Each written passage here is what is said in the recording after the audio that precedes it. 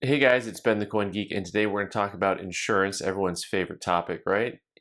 You know, insurance is kind of a big deal because it's everywhere. It's all the advertising you see on the radio, here on the TV, and also if you drive around cities, you'll notice that the largest buildings in the city are insurance buildings. So take that for what it's worth.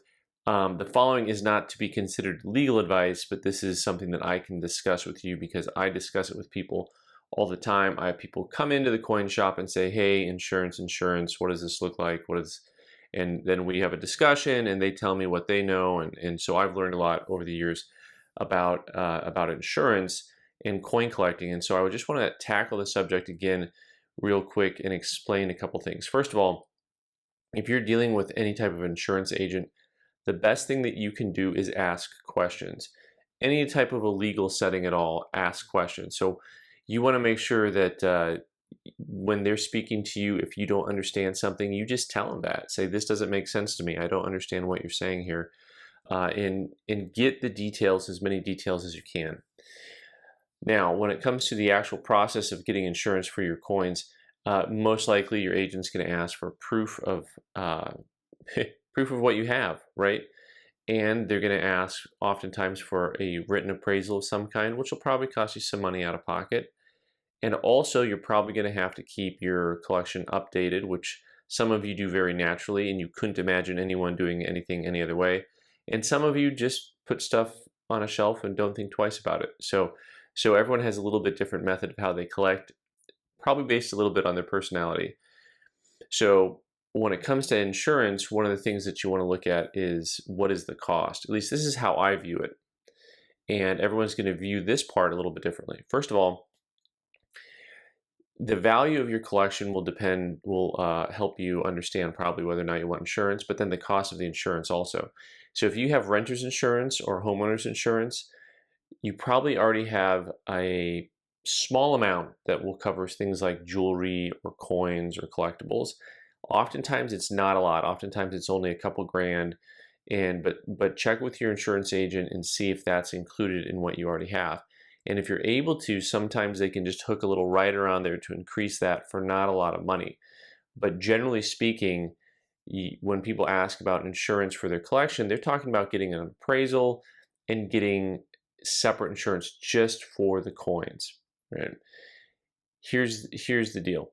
If you have a lot of money and you don't really care about the extra expense, then insurance is probably going to work for you. But if you're kind of what I consider to be middle class, I think it's kind of expensive.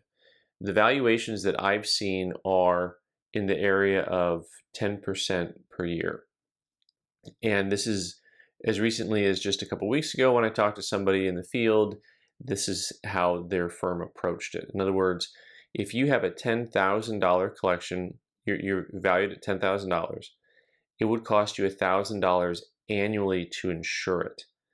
That means every decade you have already paid for the loss. You have lost the value of your collection every decade. So in every 2 decades, you've doubled that loss, right? So the thing about this is you're going to see the individual setting for yourself and be like, man, I can't afford to lose this, right? This is a lot of value and I'm going to insure it just in case something happens. Now, the following is from the perspective of just my eyes, and your gut's going to tell you whether or not you want to pay for that type of insurance. I have seen and known tens of thousands of coin collectors, and I have seen people lose their coin collection to robbery or theft. Having said that, it's very few people who have. And so what I want to talk to you about is there's the valuation, which is, like I said, 10% per year, oftentimes is kind of what you're looking at. And to me, that's very expensive. So what we want to look at then is what I would consider to be some type of coin security. And that's to say, look, one of the things about insurance, this is something that's like really paranoia area. Okay, but one of the things that happens is as soon as you get your coins insured, now this insurance company has that data on file. Now, it may not be something super precise, but if there's a data breach, what happens is that if somebody gets into an insurance company's files, they can look and see who has writers what. They might not be looking at a PDF of a copy of your, what do you have? It's not that in depth, but they certainly will have the combination of your name, your address, and the fact that you have a $20,000 insurance rider for coins. So this gets me to the next level, which is to say, generally speaking, uh, you know, it's somewhat good to be, how do you put this? To not share too much information with too many people about what you have. So people can get paranoid, and I'm trying to avoid getting people into the paranoid column. But at the same time, there's also just some basic wisdom. Like, you don't want to be flaunting things. The people who I've seen who have lost things, oftentimes it's because of a flaunting attitude. But also, if you know any cops out there, they can tell you 90% of the time when there's a theft of something like that, it is somebody that you know. It is somebody who is related to you. It is a nephew. It is a cousin. It is somebody that you had over at the house that's kind of a friend of a friend.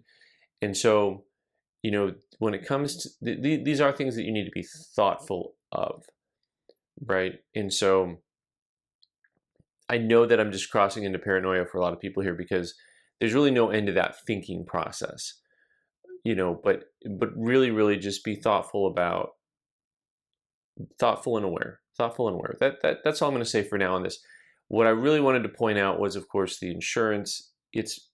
In my book, it's very expensive to have, but for many of you, you may look at it and say, you know what, that's a cost I'm willing to pay just to have the peace of mind. And so insurance is always a trade-off. It's always a peace of mind. But you'll go through a process of getting an appraisal from a local coin dealer. Oftentimes they're going to want some type of written appraisal, which will probably cost you some level of money. You're probably going to want to maintain the list and update it annually or semi-annually, just so that your insurance company knows, and that way you actually are covered for what you own. And lastly, it really comes down to, for most people, it's the cost benefit analysis of, hey, this is going to cost me X amount. In my book, if I'm going to spend $1,000 a year on insuring my collection, I would rather just spend $1,000 a year on coins. And by the way, you can use your house in a way that your coins are not all in one place that are obvious. And that's a thing. We'll talk about that in another video, and you guys can give suggestions and whatnot.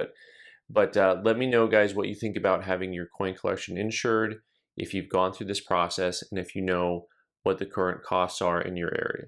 Thanks so much for watching. I'm Ben the Coin Geek. You can subscribe by clicking on the button in the corner and watch more videos on the right side of the screen. Thanks.